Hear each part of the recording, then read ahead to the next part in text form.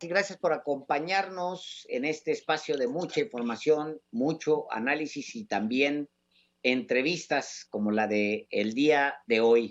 Hoy tendremos a Penilei Ramírez, que tiene nuevo libro. Es un libro duro y es un libro, Los Millonarios de la Guerra. Es un libro que costó mucho trabajo a la compañera periodista porque se trata de una investigación ambiciosa, no de una parte que ha sido muy explorada, que es la parte, digamos, que es muy difícil, es muy dura, que es la parte donde la guerra arroja, pues sí, viudas, arroja muertes y arroja desplazados y arroja desaparecidos y secuestrados, pero este libro trata de cómo la guerra de Felipe Calderón detonó, aunque usted no lo crea, negocios millonarios de para García Luna, para otros, para muchos. Es una investigación que pasa en horizontal por políticos, por proveedores, por brokers, por espías, por empresas de seguridad, por asesores, por bandos policíacos, por jefes militares, por mercaderes de armas y de humo, cuenta la compañera Penilei Álvaro Delgado. Sí, efectivamente, por eso se llama este libro Los millones, los millonarios, los millonarios de la guerra, que es efectivamente un trabajo de nuestra colega periodista Penilei Ramírez, a quien le damos la bienvenida aquí a los periodistas. Gracias una vez más, Penilei, como siempre, que nos hace el favor de acompañarnos aquí en este espacio que es de colegas como somos colegas tuyos. ¿Cómo estás? Muy buenas tardes. ¿Qué tal? Saludos para ustedes, saludos para la audiencia y es un placer estar de regreso en Los Periodistas. Penilei, yo tengo una primera gran duda del libro que seguramente se me despejará en el camino y se le despejará a quienes lo compren, quienes lo lean, que esperemos sean muchos, porque es un libro que trae datos, que trae dato duro, que trae un trabajo de muchos años de Penilei en esta materia. Y mi pregunta para usted es si la guerra generó negocios o se generó una guerra para armar negocios. Porque hay guerras que se hacen para hacer negocios, la de Irak, la Así de es. Afganistán. ¿Esta es una guerra que generó negocios o que se armó para que saliera para hacer negocio? Yo no, bueno, primero parto de este preámbulo que hace otras guerras que se han documentado desde el hecho de la formulación de la guerra como planeado desde el principio para beneficiar sobre todo a compañías armamentistas de Estados Unidos. Es un tema que ha sido abordado por la prensa, por la academia en Estados Unidos de manera yo creo muy destacada y era una de mis preguntas iniciales de investigación, si era una situación política que había sido aprovechada para generar dinero o al contrario había sido una situación económica que había sido disfrazada de situación política. Mi juicio es que fue un poco sobre la marcha. No me parece que hubo un gran complot planeado para sacar jugo, sino más bien que se fueron dando circunstancias que iniciaron en el ámbito político, y esto es un tema que ustedes dos han trabajado mucho, y yo llevo muchos años leyéndolo sobre esto. Y Álvaro me dará la razón en esta parte. Sobre todo si tomamos el punto de 2006, el momento en el que hay una necesidad de legitimación política del gobierno que está llegando, en diciembre de 2006, a partir de esta tremenda crisis política durante la elección y posterior a la elección. La explicación que hemos leído más frecuentemente en México es justamente que Felipe Calderón declara esta guerra contra el narco como una medida para legitimarse políticamente ante un momento en el que él llega sumamente cuestionado a la presidencia, con todo el escándalo postelectoral. Lo que yo pretendo mostrar con esta investigación es que sí puede haber sido un inicio de legitimación política, pero ¿qué pasa a continuación? Hay un libro fantástico que se llama ¿Qué querían que hiciera?, que revisa justamente cuáles eran todos estos discursos patrióticos que Calderón anda de un lado a otro, de un lado a otro, hablando y hablando continuamente de la valentía de los policías, de la valentía de los militares, de la valentía de él mismo y de su gobierno para declarar la guerra a los criminales. Y lo que busca mi libro es averiguar qué pasaba después del discurso, ¿no? ¿A qué seguía el discurso? Y lo que he podido confirmar es que al discurso seguían las licitaciones, seguían los contratos, y lo más interesante para mí en la investigación ha sido que después seguía el lucro personal. Es decir, este hombre que estamos viendo en la imagen detrás del presidente empieza a tener una serie de asociados, después se dan a conocer como sus asociados por parte de las fiscalías de México y de Estados Unidos, y estas personas empiezan a tener contratos, y yo trato de armar el rompecabezas de cuáles casos relevantes hacen que haya un discurso patriótico, un discurso bélico, y después los contratos, el mayor presupuesto. Y les pongo un ejemplo. Del momento en el que García Luna es nombrado secretario de Seguridad en 2006, al momento en el que él deja la Secretaría de Seguridad Pública en 2012, aumentó más de 400% el presupuesto para esa secretaría. ¿Dónde quedó todo ese dinero? Si uno va al campo, si uno va a trabajar en campo en México, se da cuenta de que no estaba ni en los policías de base, ni en los uniformes como se nos anunciaba, ni en la capacitación como se nos anunciaba. Estaba en una suerte de intermediarios que eran los que ganaban los grandes contratos de seguridad, que fue así en el gobierno de Calderón, pero ojo, también siguió siendo así en el gobierno de Peña Nieto.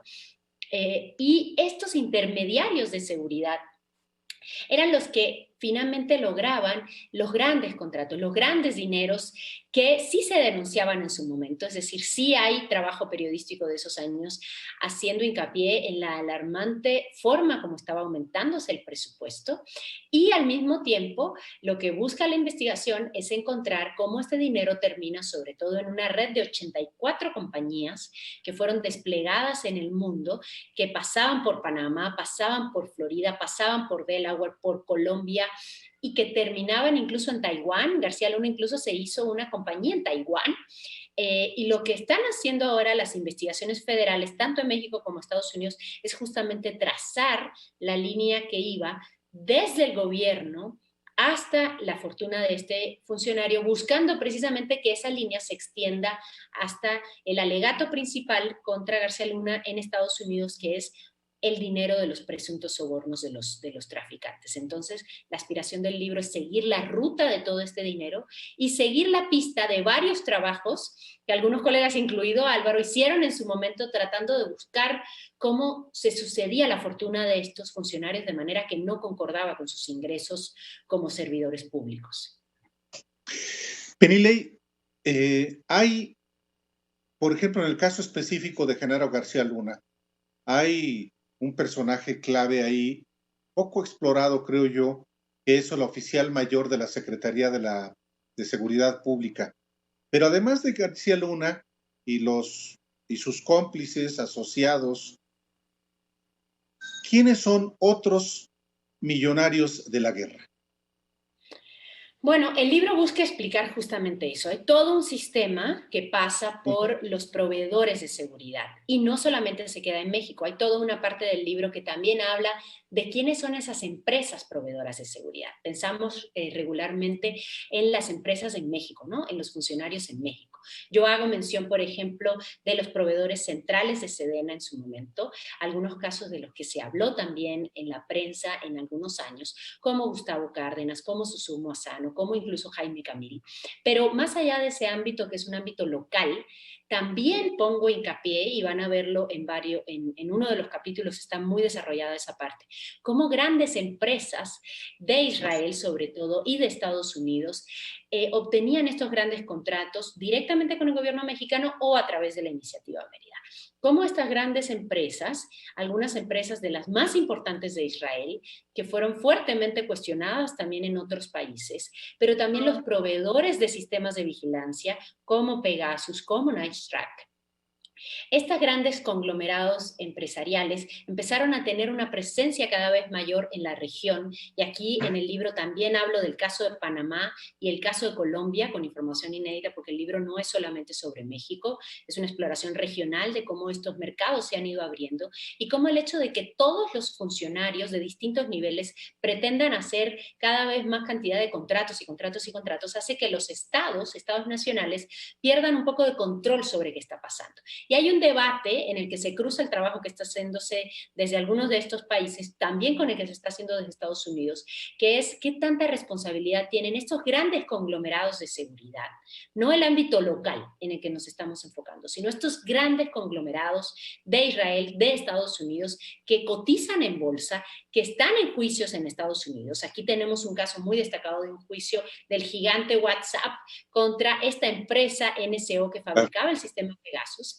Y esos juicios están vigentes. Entonces, lo que busca el libro es entrelazar este ámbito, que por supuesto es mucho menos explorado en la prensa en México, de los proveedores, los brokers internacionales, con los intermediarios locales y con los funcionarios intermediarios, que son finalmente los que hacen que los contratos se den y se paguen.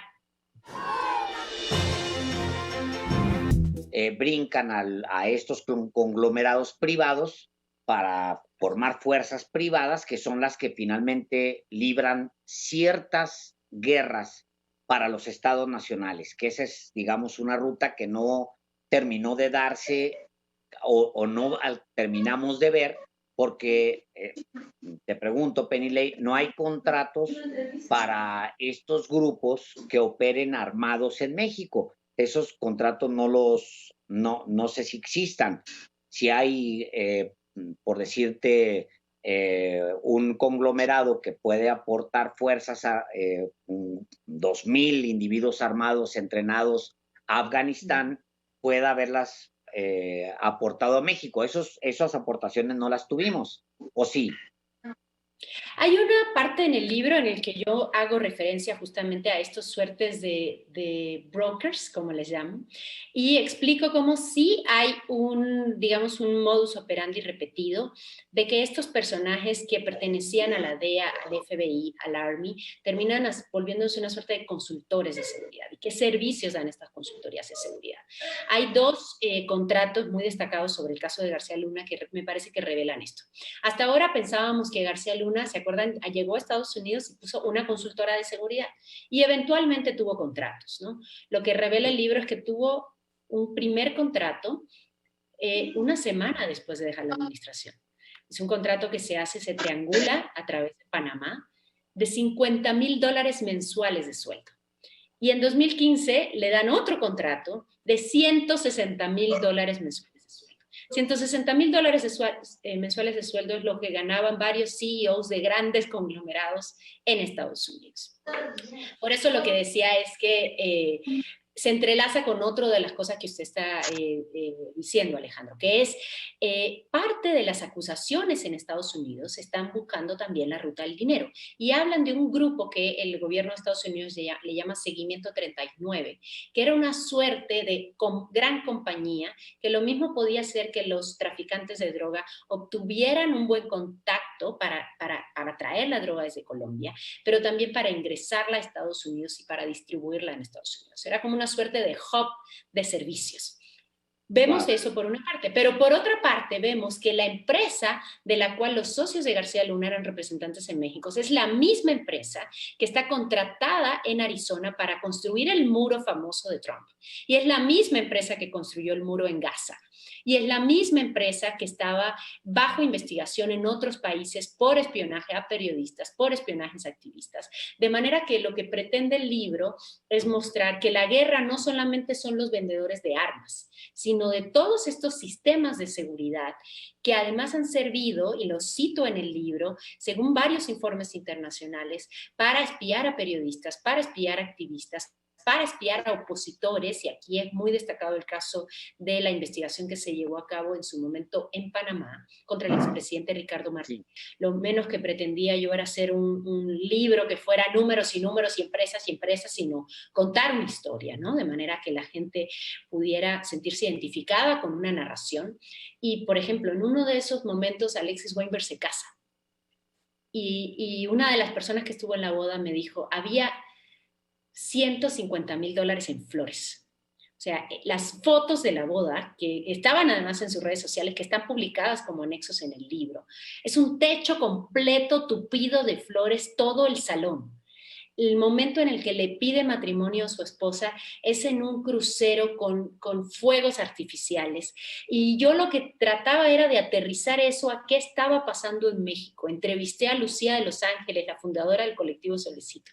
Y resulta que en los mismos meses en que estaba ocurriendo toda esta opulencia, toda esta boda fastuosa, en México Lucía estaba organizando el colectivo Solicito, que encontró después la narcofosa más grande de América Latina.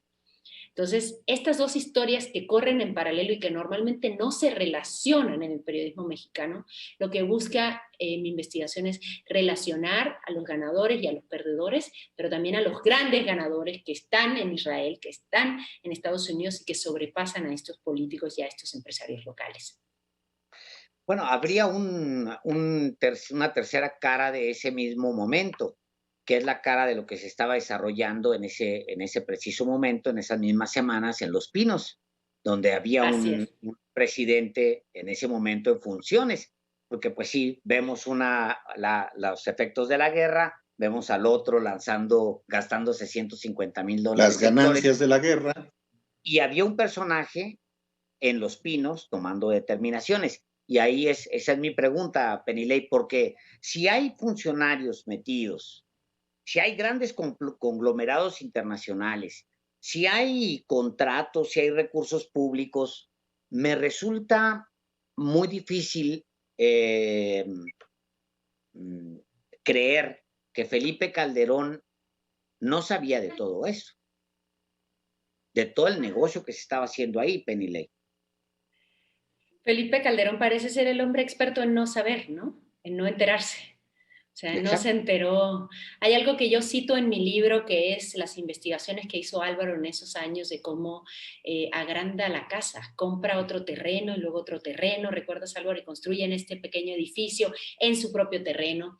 A ver, sí tengo que decir, yo no encontré un nodo directo entre las 84 compañías y las casas en Miami. Que yo encontrara algún familiar, ni directo ni indirecto, y vaya que lo busqué. Pero sí creo que no podemos desdeñar el hecho de que hay dos momentos, y esto me los dice tanto una fuente muy cercana a Calderón como después una fuente muy cercana a Peña Nieto, en el que García Luna ofrece o ofrecería, según esta versión, dinero para las elecciones. Hay dos fuentes que me hablan de un primer momento en que él habría ofrecido dinero durante la campaña de Calderón y posteriormente dos fuentes también, una de ellas muy cercana a Peña Nieto, me dijo que ofreció también dinero en la campaña de Peña Nieto. La diferencia es que, como dice, con esta soberbia que caracterizaba, y ustedes lo saben bien, el equipo de Peña Nieto decía, Peña Nieto tenía cola de gente esperando para darles dinero, no necesitábamos a García Luna, y García Luna estaba muy quemado en ese momento, y me parece una versión creíble además, ¿no? Si cubrimos a Peña Nieto, sí es verdad que en ese momento que ya se sabía que Peña Nieto tenía una ventaja, digamos, electoral, sí creo que hubiera muchos ricos en México tratando de poner dinero y quedar bien con él. Pero por otro lado, lo que tenemos es ese otro momento antes del momento en el que Calderón llega a la presidencia y otros momentos en los que Calderón sí ha necesitado dinero, no a lo mejor para las casas y los yates y los relojes, porque me parece que es otro estilo, sino más bien para mantener un poder político, ¿no? O sea, los partidos no se hacen gratis. Las candidaturas presidenciales no se hacen gratis, las presidencias no se hacen gratis.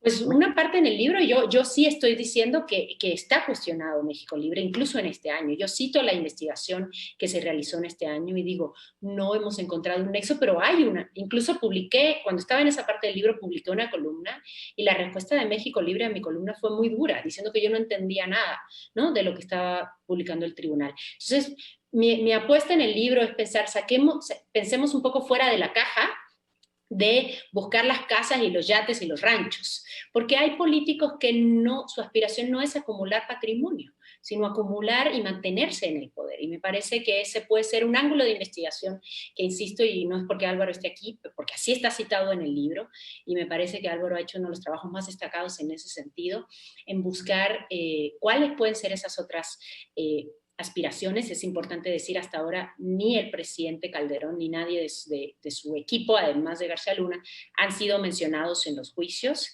ni en el de México, ni en el de Estados Unidos, de todos los documentos que yo obtuve.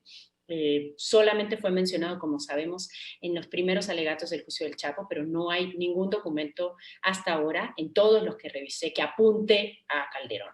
No estoy diciendo que no va a ocurrir, estoy diciendo que no está en el expediente hasta ahora. Todavía está pendiente no solamente la investigación contra Genaro García Luna en Estados Unidos, hay ya también una petición de extradición por parte de la Fiscalía General de la República. Yo por lo menos no tengo ningún indicio de cuáles sean las pruebas que sobre él existan. Es muy probable que tú sí las hayas incorporado inclusive a tu libro, Penny Lane, pero sin duda la petición de extradición a México pues no va a ser